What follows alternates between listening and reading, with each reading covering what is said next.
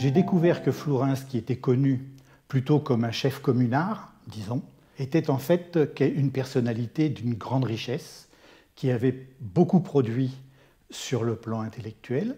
D'abord, il a été brièvement, mais quand même, il a été professeur au Collège de France, découvert le Flourens journaliste, écrivain, polémiste, et puis ensuite grand orateur, omniprésent dans la presse de l'époque, qu'elle fut pour le Second Empire ou hostile, la presse républicaine. Ce livre, c'est une biographie, au sens où beaucoup d'historiens les conçoivent, c'est-à-dire une étude d'histoire sociale. Il est mort à 33 ans, on retient souvent le Flourens de la Commune, sauf qu'il est mort la 3e semaine de la Commune, donc ce n'est pas vraiment un communard parmi les plus importants.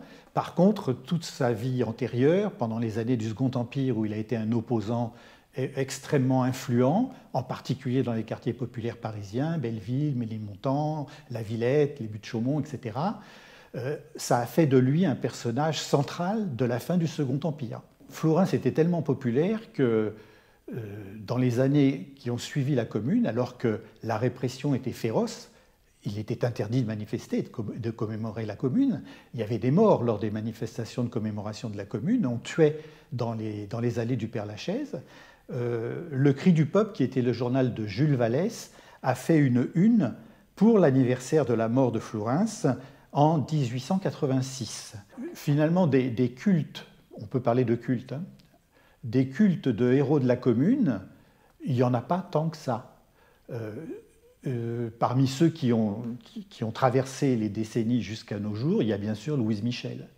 Mais d'autres dirigeants de la Commune ne sont connus aujourd'hui que par les historiens ou les spécialistes ou ceux qui s'intéressent tout particulièrement à l'histoire de la Commune. Flourens, c'est un peu l'entre-deux. C'est-à-dire qu'il a été extrêmement célèbre et très connu pendant au moins une cinquantaine ou une soixantaine d'années après sa mort. Aujourd'hui, presque plus personne ne connaît son nom. Donc il n'y avait rien d'écrit sur lui, ou quasiment rien d'écrit sur lui. Donc l'intérêt de reparcourir cette vie, c'était aussi de lui redonner vie d'une certaine façon.